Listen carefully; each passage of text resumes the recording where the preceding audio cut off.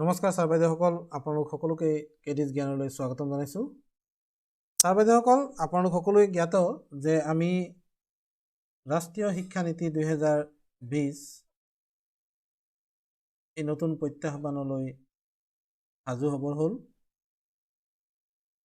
Sir বাইদেউসকল, আপোনালোকে যিহেতু সকলোৱে জানেই যে ৰাষ্ট্ৰীয় শিক্ষা নীতিৰ ওপৰত আমাৰ অসমৰ কেবিনেট সিদ্ধান্ত লৈছে যে অহা জানুৱাৰী 1 তাৰিখৰ পৰা প্ৰশাসনিক কাম কাজবোৰ আৰম্ভ হ'ব আৰু শৈক্ষিক যিবোৰ কাম কাজ আছে সেইবোৰ আমাৰ 2022-23 বৰ্ষৰ পৰা আৰম্ভ হ'ব। 2022-23 শৈক্ষিক বৰ্ষ যেতিয়া আৰম্ভ হ'ব তেতিয়াৰ পৰা ৰাষ্ট্ৰীয় শিক্ষা নীতি আমাৰ অসমতো লাগু হৈ যাব। ছাৰ বাইদেউসকল, শিক্ষক হিচাপে আমি ৰাষ্ট্ৰীয় শিক্ষা নীতিৰ বিষয়ে জনাটো অত্যন্ত আৱশ্যকীয়। সেইবাবে নিজে জানিবলৈ তথা জনাৰ মাধ্যম হিচাপে মই এই ভিডিঅ'টো প্ৰস্তুত কৰি আছোঁ। ৰাষ্ট্ৰীয় শিক্ষা নীতি 2020ত কি কথা আমি জানিবলগীয়া আছে, যিসকলে জানিব বিচাৰে ভিডিঅ'টো সম্পূৰ্ণকৈ চাব। মই এটা ভিডিঅ'তে এই গোটেইখিনি সম্পূৰ্ণ কৰিব নোৱাৰিম, গতিকে বহু কথা নকৈ আপোনালোক সকলোৱে জ্ঞাত যে কি আমি কৰিব লাগিব, কোনবোৰ কথা আমি জানিব লাগিব। বলক আমি ৰাষ্ট্ৰীয় শিক্ষা নীতিৰ যিখিনি জানিবলগীয়া কথা আছে সেইখিনি পাৰ্টকৈ শিকি যাওঁ। তাৰপিছত আমি আহিম আমাৰ কৰণীয়বোৰৰ কথা।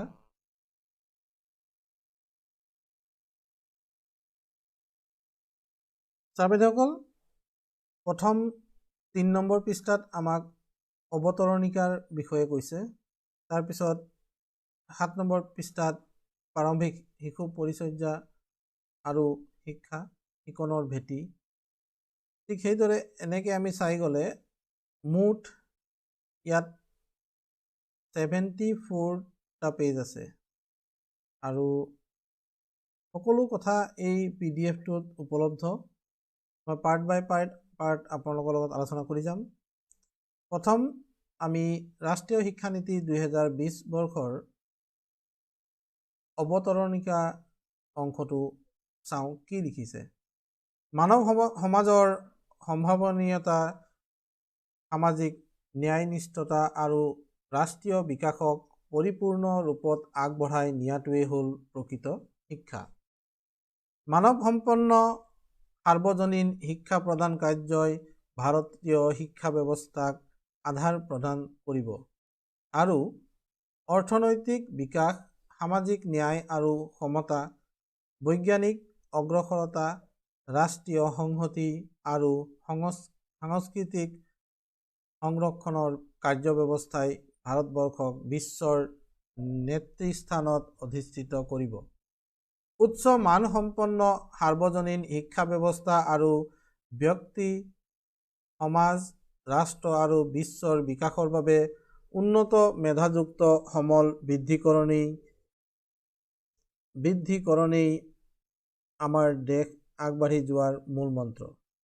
অহা দশকত ভাৰতবৰ্ষ বিশ্বৰ ভিতৰতেই যুৱশক্তিৰ উপলব্ধতাৰ দিশৰ পৰা প্ৰথম দেশ হিচাপে পৰিগণিত হ'ব আৰু আমাৰ দেশৰ ভৱিষ্যত নিৰ্ভৰ কৰিব এই যুৱশক্তিক প্ৰদান কৰা শিক্ষাৰ ওপৰত। বিশ্বৰ শিক্ষা বিকাশৰ কাৰ্যসূচীয়ে 2030 চনৰ ভিতৰত সকলো আৰ্থ-সামাজিকভাৱে পিছপৰা লোকৰ বিকাশৰ লক্ষ্য ধাৰ্য কৰিছে। 2030 চনৰ ভিতৰত সকলোৰে বাবে স্থায়ী, ব্যাপক আৰু ন্যায়সংগত মানসম্পন্ন শিক্ষা প্ৰদান আৰু জীৱনজোৰা শিক্ষাৰ সুবিধা প্ৰদানৰ কাৰ্যসূচী ভাৰতবৰ্ষই 2015 চনতেই গ্ৰহণ কৰিছে। এনে এক মহান লক্ষ্যত উপনীত হ'বলৈ আৰু শিকন কাৰ্যক উৎসাহিত কৰিবলৈ হ'লে আমাৰ বৰ্তমানৰ সমগ্ৰ শিক্ষা ব্যৱস্থাৰে পুনৰ্গঠনৰ প্ৰয়োজন।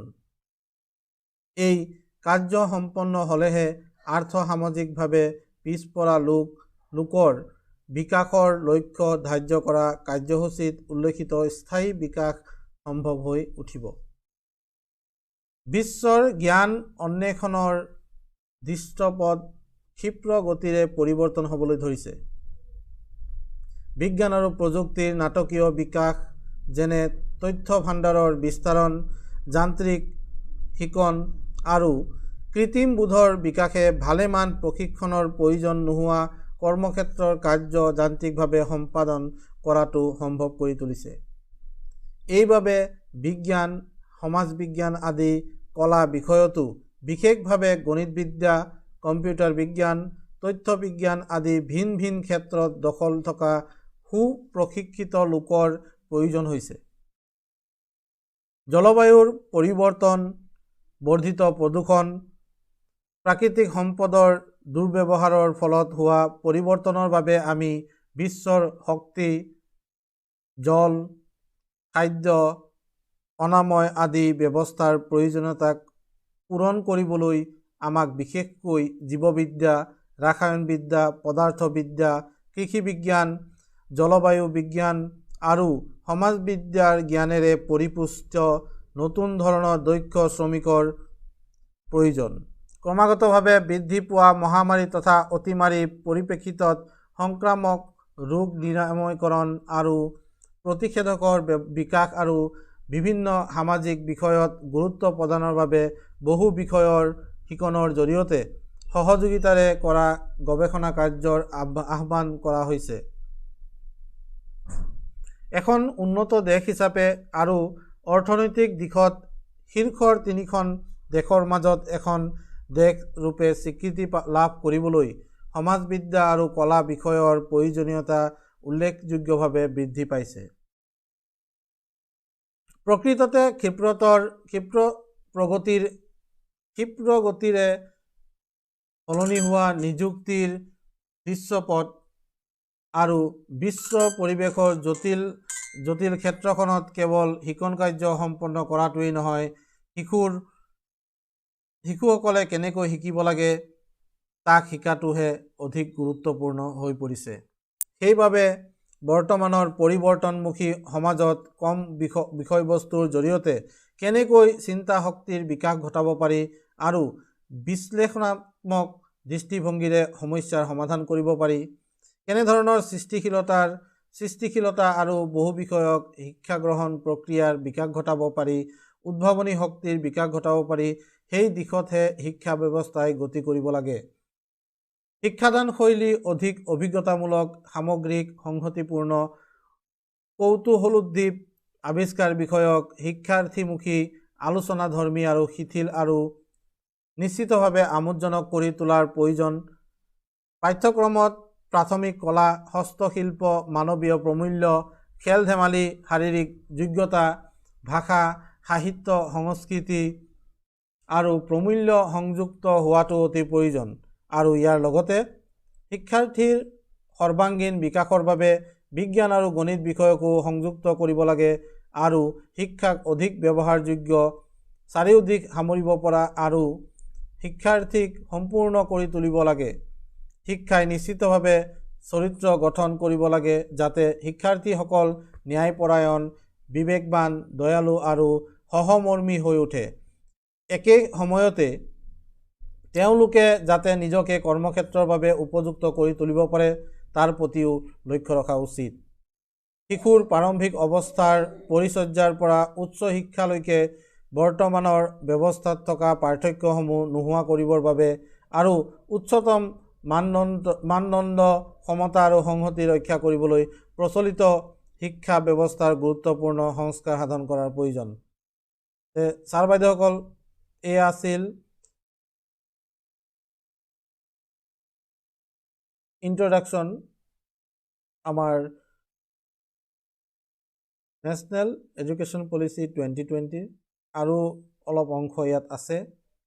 মই পৰৱৰ্তী ভিডিঅ'ত এইখিনিও আপোনালোকৰ লগত আলোচনা কৰিম। তো আজিলৈ এই ভিডিঅ'টি ইয়াতে সামৰিবলৈ লৈছোঁ। নেশ্যনেল এডুকেশ্যন পলিচি 2020 বিষয়ে জানি থাকিবলৈ আপোনালোকে নিজেতো পঢ়িবই আৰু এইদৰে ভিডিঅ' চাইও আপোনালোকে দুই এটা কথা মনত ৰাখি যাব পাৰিব। ধন্যবাদ।